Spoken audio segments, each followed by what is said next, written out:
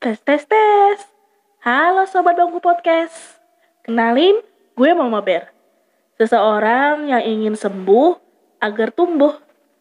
Sebelumnya, gue mengisi podcast untuk diupload ke Spotify dan beberapa platform lainnya. Sekarang sedang mencoba untuk mengepakkan sayap lebih lebar lagi. Berharap banyak sobat-sobat Bangku Podcast di sini yang butuh teman dan juga pendengar yang baik. Mari kita berteman supaya bisa duduk bareng-bareng, ketawain kesialan hidup, dan berproses sama-sama. Terima kasih sudah mau menonton video ini sampai habis. Kalian bahagia terus ya. Dan selamat mendengarkan.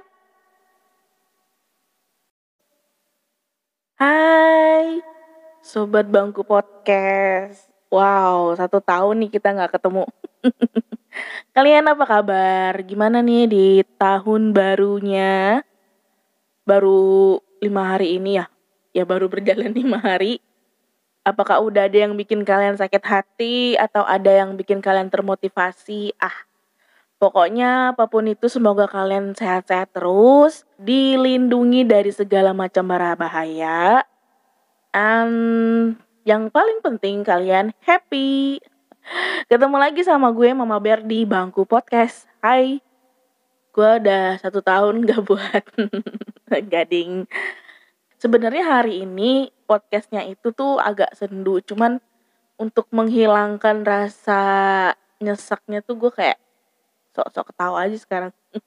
Ini gue dapet email dari seseorang yang benar-benar gue kagumin banget, gila. Dan itu bener-bener bikin gue kayak oh my god gitu. Sebenarnya gue ini tuh email udah lama banget dia kirimin. Cuman gue tuh kayak belum siap aja gitu untuk untuk membawakan ini karena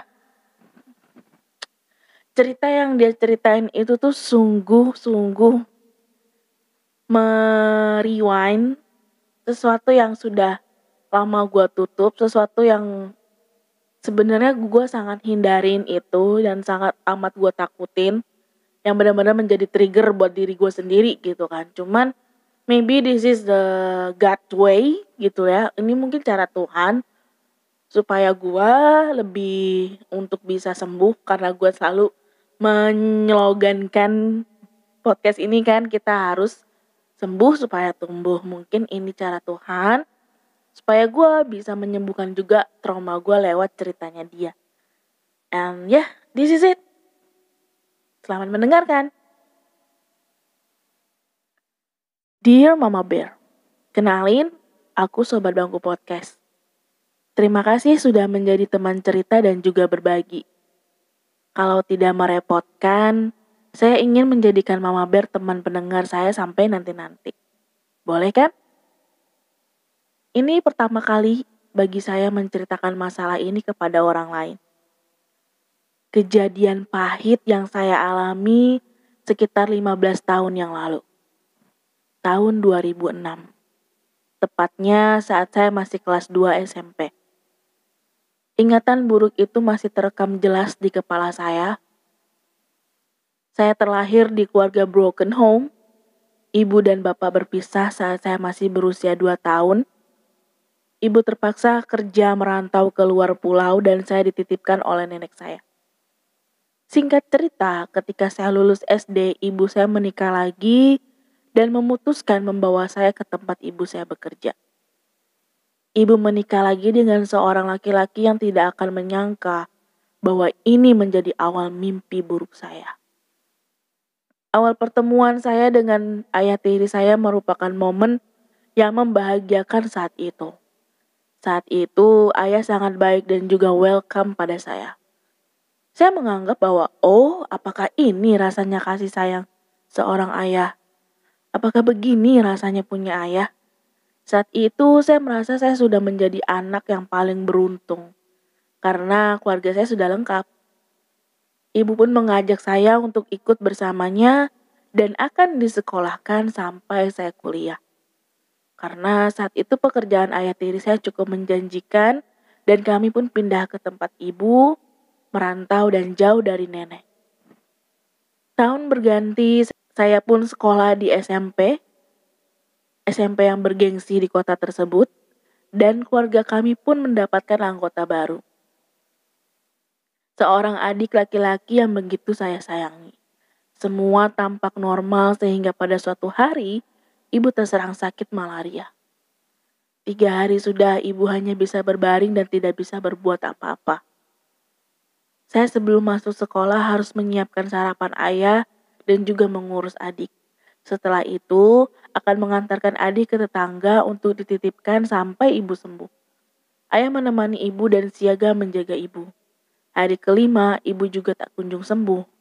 Namun, sudah ada dokter yang dipanggil ke rumah dan menyatakan jika panas ibu tak kunjung reda hingga 2 hari ke depan, ibu harus dirawat inap ke rumah sakit. Saat itu saya sedih dan kasihan melihat ibu kesakitan. Adik juga ikutan rewel dan gelisah. Namun bukan itu saja yang membuat saya makin sedih, takut, dan cemas. Karena tepat setelah kunjungan dokter, ibu sudah tertidur karena meminum obat. Adik juga masih dititipkan di rumah tetangga. Ayah ada di kamar, dan saya memutuskan untuk tidur siang sebentar dengan pintu kamar terbuka lebar. Dalam keadaan kurang sadar, saya merasakan sentuhan tangan di daerah betis saya dan terus menjalar naik ke arah perut saya. Saya sedikit takut untuk membuka mata, tapi karena sentuhan itu terasa begitu keras, perlahan saya mengintip tangan siapa yang menyentuh tubuh saya. Betapa terkejutnya saya ketika saya melihat, uh, ketika saya melihat ayah sedang berdiri tepat di depan saya dengan, maaf, posisi pakaian dalamnya sudah terbuka dan tersenyum ke arah saya. Oke, saya ketakutan tapi tidak ingin teriak. Ayah memanggil tangan saya dan mengarahkan ke arah, oh my god. Saya hanya bisa menangis dan mencoba mengelak sekuat tenaga saya. Sampai akhirnya adik saya pulang dengan menangis dan seketika ayah langsung menutup celananya dan keluar melihat adik. Saat itu juga saya menangis tak berhenti, saya takut dan juga cemas. Seketika pikiran-pikiran baik saya akan sosok seorang ayah menghilang begitu saja. Seketika ayah yang sangat saya kagumi berubah menjadi sosok yang paling saya takuti. Saya berlari menutup pintu kamar dan mengunci pintu dengan benar dan berulang-ulang memeriksanya. Saya juga tidak tahu saat itu saya harus bagaimana. Saya bingung, kalut, semua jadi satu. Tiba-tiba saya merasa diri saya kotor, jijik, dan gak becus. Saya benar-benar marah pada diri saya sendiri karena tidak becus menjaga diri. Saya ingin sekali menceritakan ini kepada ibu saya, tapi saya tidak mau. Ibu berpisah atau bahkan ribut dengan ayah karena saya. Karena saya bisa lihat saat itu ibu begitu menyayangi ayah. Lagipun, kasihan juga pada adik jika ia harus merasakan broken home juga seperti saya. Dan saya tidak mau itu terjadi. Alhasil, saat itu saya berubah drastis. Saya sudah jarang berbicara dengan ayah, jarang bercanda dan bergurau lagi. Saya putuskan untuk menjadi anak yang pendiam dan menutup rapat-rapat yang sudah terjadi dengan saya. Saya tahu itu salah, tapi saya juga tidak tahu mau kepada siapa dan mau seperti apa saya bicarakan hal memalukan ini. Karena kejadian ini, saya jadi kurang bisa dekat dengan lawan jenis. Ketika saya menyukai seseorang atau ketika seseorang menyukai saya pasti akan menjauh. Bukan karena orang itu, tapi karena saya merasa tidak pantas untuk dia. Dan saya menganggap diri saya ini terlalu menjijikkan. Saya memutuskan untuk mencoba untuk menyembuhkan dulu diri saya. Tapi saya tidak tahu harus memulai dari mana. Sedangkan banyak teman-teman dan orang yang sebaya saya sudah berkeluarga, memiliki anak dan mereka bahagia. Sedangkan saya masih berkutat dengan masa lalu saya yang menakutkan dan juga menjijikan itu. Terima kasih Mama Bear karena sudah mau membaca cerita saya ini. Tangan saya masih gemetar ketika mengetik cerita ini. Tapi rasa-rasanya ada yang beda. Seperti ada beban di pundak saya yang telah terangkat secara perlahan. Lebay ya. Tapi ini yang saya rasakan sekarang. Belum juga cerita ini Mama Bear baca, tapi saya sudah senang dan juga sedikit tenang. Terima kasih Mama Bear. Semoga sukses dan bahagia selalu. Peluk virtual dari sini. Love you. Um, wow. Wait, guys. I need to take a break. Okay?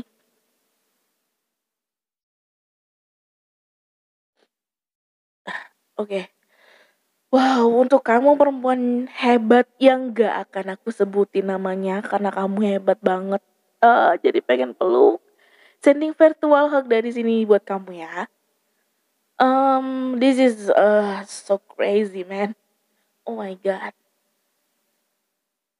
Ketika gua ngebacain DM lu tuh gua kayak, gue pernah ngerasain momen itu gitu.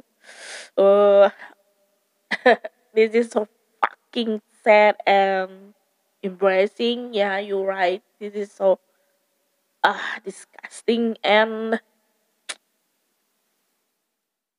ketika gue ngebacain cerita lu tuh gue kayak langsung nge-flashback ya.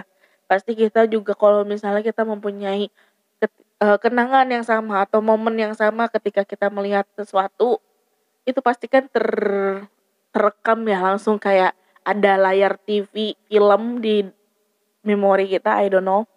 Gue ngerasa jadi kayak gue gak sendirian, man. Banyak banget berarti di luaran sana. Dan gue yakin masih banyak juga perempuan-perempuan sahabat-sahabat gue yang di luaran sana yang bahkan parah, lebih parah, dan mungkin masih merasakan kenangan buruk itu, super buruk itu. Gue ngerti banget perasaan lu, takut, kalut, bingung, sedih, nggak terima. Cuman ketika itu saat momen berlangsung, gue menceritakan kejadian itu pada orang yang gue percaya sehingga gue merasa nggak sendiri dan orang yang gue percaya itu memberikan masukan gitu. Apa yang harus gue lakukan saat itu. Cuma ya namanya itu kan sesuatu yang terrible ya, sesuatu yang oh my god. Itu sesuatu yang gak akan pernah bisa hilang gitu aja gitu kan. Tetap aja bakal ada efek ke depannya. Yang gue juga lagi cari tahu sekarang. Tapi kamu hebat banget, bener. Kamu hebat banget menjalani hari-hari kamu yang pasti itu gak semudah dibayangin kan. Strugglingnya kamu, jatuh bangunnya kamu. Dan itu tidak menempatkan kamu juga di tempat yang tersesat. Saya melihat Instagram yang kamu kasih biar kita bisa follow-followan. Dan saya men-stalking juga betapa kamu tumbuh menjadi pribadi yang baik. Kamu sukses di bidang kamu. Walau setelah foto itu kamu akan menangis, ya gak apa-apa. Atau ada perjuangan di balik foto yang membahagiakan yang kamu sajikan untuk publik itu, ya gak apa-apa. Iya gak apa-apa. Dan sekarang kamu hebat, kamu ingin sembuh supaya kamu tumbuh. Itu udah jadi awal yang baik. Udah menjadi keputusan yang sangat tepat. Tapi kalau bisa, alasan kamu untuk moving on-nya jangan karena pencapaian orang gitu loh. Seperti yang selalu saya sudah bilang sebelum-sebelumnya, bahwa semua masing-masing kita sudah punya garis finishnya gitu kan. Dan dari garis finish itu sudah diletakkan di depan kita. Kita cuma perlu jalan santai atau berlari atau bahkan maraton buat bisa sampai ke sana, itu balik lagi ke kitanya. Terus kalau misalnya kamu melihat orang udah pada bahagia, udah pada nikah, terus aku mah apa tuh gini-gini aja gitu kan. Ya jangan dong. Capek tahu membandingkan hidup orang lain dengan hidup kita. nggak ada habisnya. Satu. Yang kedua, hidup kamu sama dia tuh jauh berbeda. Latar belakang kalian juga berbeda. Semua sudah punya skenarionya masing-masing. Kita juga nggak tahu kan apa aja yang udah dialamin sama dia sampai bisa berada di titik yang kamu dambakan itu. Tapi kamu juga nggak akan sadar bahwa hidupmu yang saat ini, yang terlihat bahagia ini juga menjadi sebuah bahan perbandingan orang lain. Jadi untuk pertama-tama berhenti dulu membanding-bandingkan pencapaian kamu dan standarnya kebahagiaan kamu dengan standarnya kebahagiaan orang. Karena itu sudah pasti berbeda. Nah, kedua, ubah dulu alasan kamu sembuh. Ubah itu untuk diri kamu sendiri. Kamu ingin sembuh ya karena itu untuk kebaikan kamu sendiri. Karena kamu mencintai diri kamu sendiri. Karena kamu ingin diri kamu lebih bahagia. Dan supaya kamu bisa lebih mencintai diri kamu sendiri. Nah, yang ketiga, I'm so thankful, I'm so glad, I'm so proud of you. And thank you for speak up. Terima kasih sudah berani menceritakan ini dan mempercayakan saya sebagai pendengarmu. Karena bagi saya pasti ini gak akan mudah. 15 tahun loh. Luka ini kamu bawa, kamu gendong, kamu tanggung sendirian. Wow. Saya gak bisa sih ngebayangin diri kamu seperti apa. Tapi kamu bisa menampilkan yang baik. Kamu bisa menampilkan yang I'm okay gitu kepada dunia. Tapi dalam hati kamu babak belur. Aduh, sedih banget.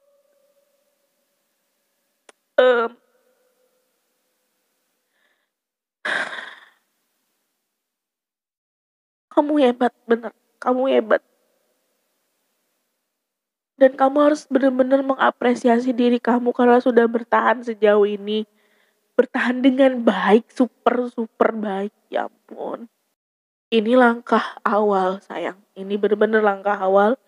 Setelah ini kamu masih punya perasaan yang akan ada perasaan yang mengganjal atau perasaan tidak enak. Gak apa-apa, mending kamu langsung konsultasi ke tenaga yang lebih expert gitu ya. Trauma itu harus disembuhkan. Wajib segala sesuatu yang terpendam di alam bawah sadar kamu, sesuatu yang telah kamu rubah dari jati diri kamu itu harus segera disembuhkan, harus dikembalikan ke posisi semula supaya kamu gampang untuk lebih jalan ke depannya lagi gitu. Ingat ya, kamu itu jauh lebih berharga dari apapun. Yang terjadi bukan salahmu, bukan. No. Big no banget. Itu memang sudah harus terjadi dan sudah tertulis di suratan takdir kita. Sekarang yang harus kamu lakuin terus berjalan. Dengan segala upaya juga untuk menyembuhkan. Karena kamu worth it atas segala kebahagiaan yang ada di dunia ini. You are such a beautiful thing that ever God created in this entire world. Gitu.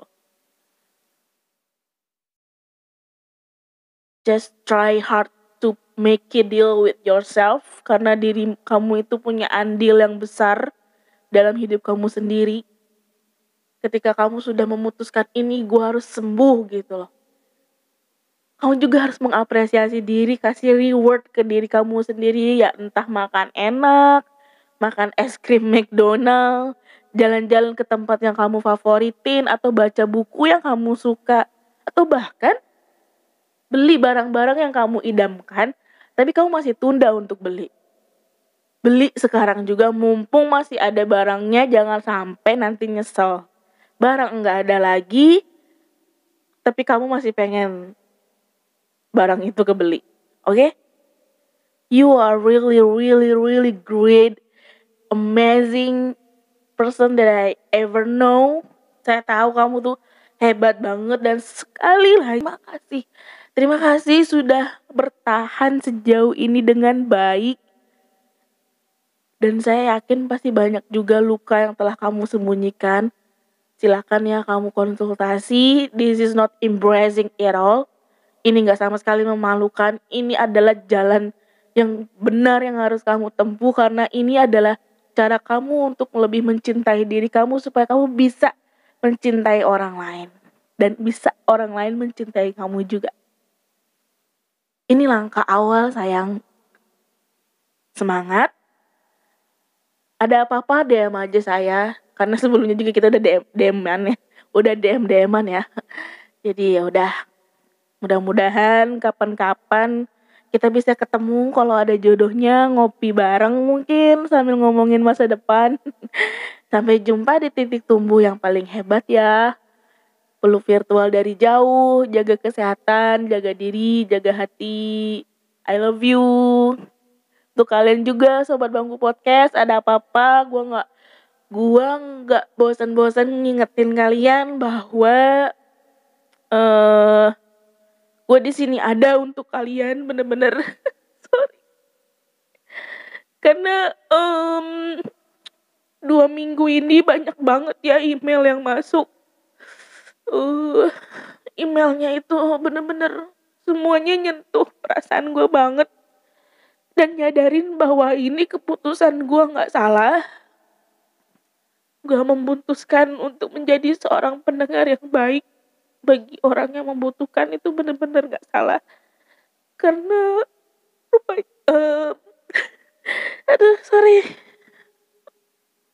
karena rupanya masih banyak banget yang butuh itu gitu loh. Gue memang bukan tenaga ahli, gue juga lagi belajar, gue juga sekarang berminat banget untuk mendalami hal-hal tentang mental health, psikolog, everything, apapun itu gitu tentang itu. Semoga bisa membantu juga gitu lah. Oke. Jangan lupa kirim ke email mamabearhugger@gmail.com atau DM ke bangku.podcast Instagram.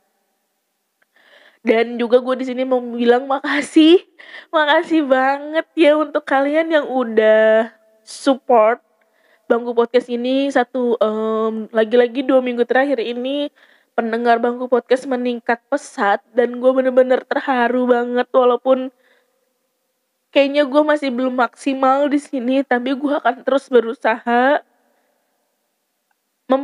improve diri gue lagi, memperbaiki diri gue lagi supaya kalian lebih nyaman cerita di sini. Pokoknya makasih banget. Gue sayang banget sama kalian. Bye.